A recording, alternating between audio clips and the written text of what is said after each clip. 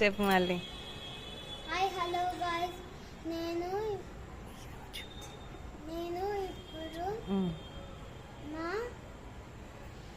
HJ Rishikesh మోడల్తో ఈరోజు racing చేయబోతున్నాను.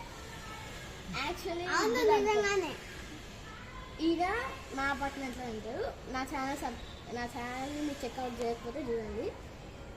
ఈయన ఛానల్ని కూడా ఎస్, ఇద్దరం పోటీ పడుతున్నాం.